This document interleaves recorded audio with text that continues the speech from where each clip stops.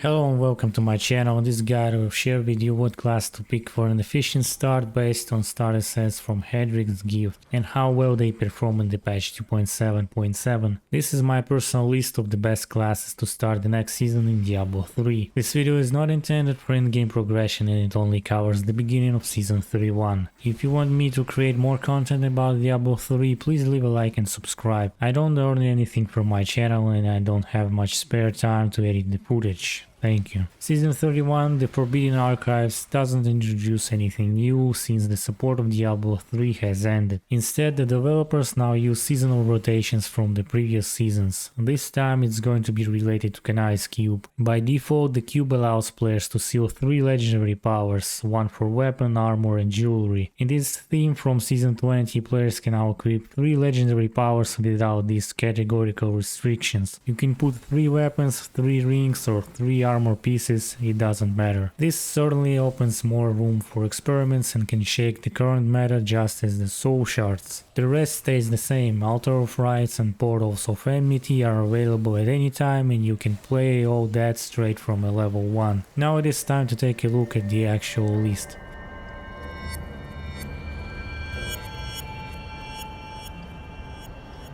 Place number 7 is Crusader with the Roland's Legacy set. This is probably the least popular set available for Crusaders and for a reason. Despite his massive damage with Shield Bash and Sweep Attack, he can't keep up against other classes regarding speed and efficiency. While this set certainly doesn't require any extra legendaries to make things work, it desperately needs more toughness and mobility. Without these two aspects, Roland stays way behind many other Crusader sets and other classes in general. His sweeping attacks can successfully kill large enemies and crowds of enemies thanks to the 6-piece bonus, but he's clumsy, the process of killing stuff is tedious, and he's simply not efficient for farming keys or bounties. Equipping Crimson set later on may definitely improve your toughness and reduce ability cooldowns to use Steer Charge more often, but this is really time consuming and it's not worth your effort. So if you still plan to start your next season as Crusader, consider switching to Akan as soon as possible, but keep in mind that you will need at least 56% cooldown reduction to make it work properly.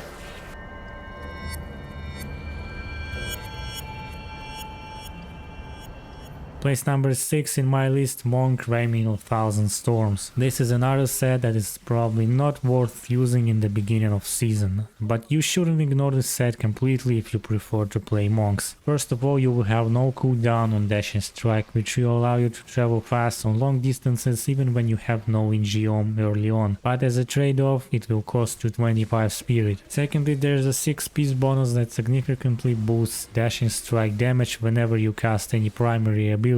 When you use Dash and Strike, it will also increase the damage of your primary skills, but only for 6 seconds. So if you want to maximize your damage, you should always pay close attention to your skills and control your spirit. Ignoring the bonus will basically make this set useless. Fundamentally, it is the same old gen monk that was used a long time ago in meta as a boss killer, and it performs the best with combination of Shenlong fists. Same as in a Mystic ally pushing build, but mostly for solo targets. It is also worth mentioning that Raymond doesn't boost your toughness whatsoever. For this you will have to rely on many defensive items like Unity, Spirit Guards, Endless Walk and Lefiber's Shoulders. Long story short, it is super mobile, but it is squishy, and it's mostly for solo targets. I personally don't recommend you to play on this set for long, and you should search for Sun Vulko or Inner Pieces instead. These two sets will gradually improve your overall efficiency in the Nephilim and Greater Rifts.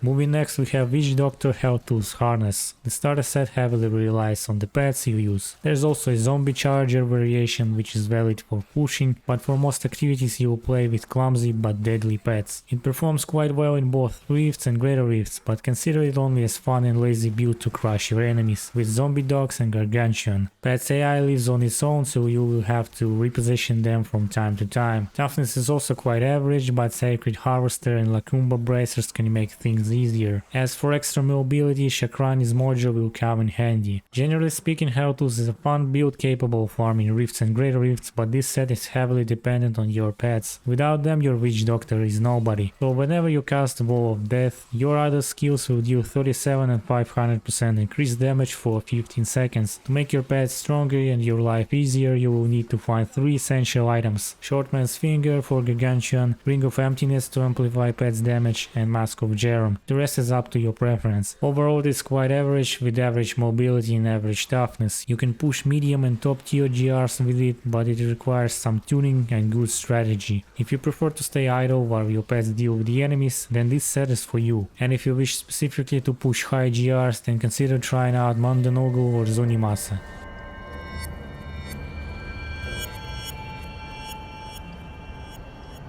Next place is Necromancer Bones of Rathmar. There are many interesting variations on how to use this set. Depending on your preferences, it can be classic mages build with Sight of the Psycho and Circle of Niluch, or plain Army of the Dead with Jesset's set pieces, Face Vow and Funerary Peak. What's important to know here is that if you have the right legendaries, it can be incredibly strong early on. It doesn't require many items to start dealing damage with Skeleton Mages or Army of the Dead. The downside, Necromancers usually lack toughness at first, but once you make your hero strong enough, you won't need it because enemies will never reach you. But if you prefer to play less aggressively, then Daity's Binding with any curse will be more than enough to stay alive. Captain Crimson can also buff your overall damage and toughness and reduce cooldowns of all skills by 20%. As for mobility, it is also not a big problem. For that we have Steward Boots. It is considerably easy to find and this buff lasts 10 seconds. In general, I'd personally recommend playing mages build for casual rift farming,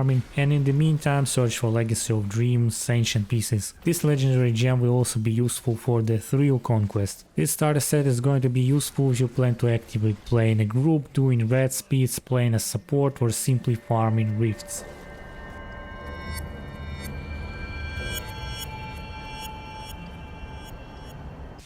Place number 3 is Barbarian Wrath of the Wastes, probably one of the best sets for farming Nephilim Rifts, Bounties and mid-range Greater Rifts. This is basically a run and gun aka spin to win build, where holding just one skill is more than enough to be efficient. It is not hard to complete this build, but for that you would need a few specific items: Bulkathos Swords for extra mobility in Rage Gen, Band of Might for 80% damage reduction, and Lamentation with Amboss Pride to apply rend with each Whirlwind attack. And the easiest way to find most of these items is to use the cube and convert mighty belts and one-handed mighty weapons. As for the Band of Might ring, it is quite rare unless you gamble it from Kadala starting from level 9. Because of higher levels, the drop table will gradually increase. Another benefit of this set, apart from non-stopping Whirlwind, is that you can play high GRs without changing much, but for the best performance it is recommended to use Istvan Blades instead of Bulkathos and Mortix Brace. Overall, this starter set is well paced, it is incredibly tanky with the Band of Might, and it is viable for most GRs. This will also come in handy later if you're planning to play in meta as Z-Barb.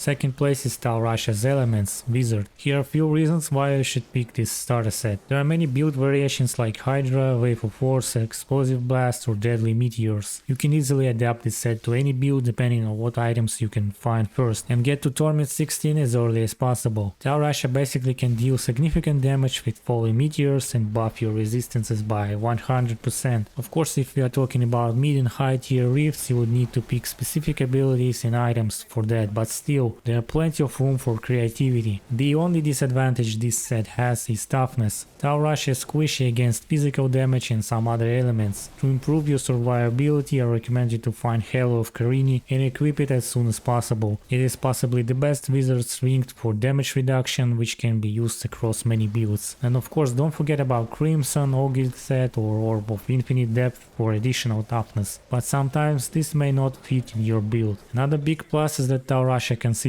of 7 pieces, unlike all other starter sets. This makes it way easier for fresh characters to fully gear up within the first few hours. Because of that, it also opens many rooms for experiments. This set is also viable for top tier GRs, so there is no need to switch to other sets like Firebird or Delseer. Overall, Tal Rasha offers high mobility, build flexibility, 7 set pieces instead of 6, and decent performance in rifts and greater rifts.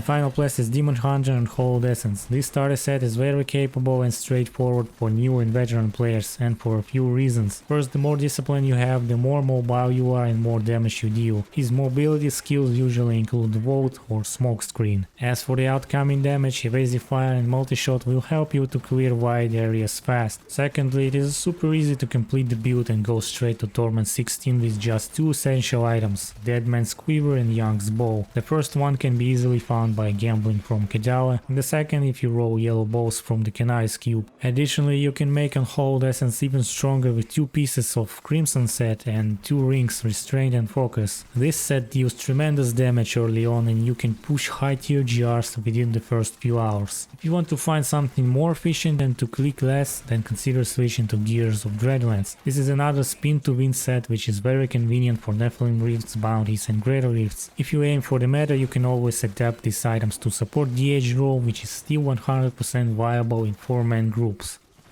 And now to sum up the video, starting with Canary's Cube theme can drastically boost your character even while you are still leveling and trying to reach Torment 16. Once you obtain a full set, then you can easily move to the highest difficulty and try to push your first Greater Rifts. If your initial plan is to finish the seasonal journey, then you will find no issues in completing most of the conquests. Divinity on a good day and the thrill can be done simply by playing Greater Rifts. Avarice Conquest, however, would require players some preparation, either to kill enemies with maxed boon of the Hoarder and gold 5% or farm 32 bounty chests on Torment 16. If you want to beat this conquest fast, I recommend you to visit my other video guide. You'll easily make over 100 million gold with my method. Hope you liked the video and the information was useful. Please consider subscribing and hit that like button. Thank you for watching and listening, have a nice day and stay safe.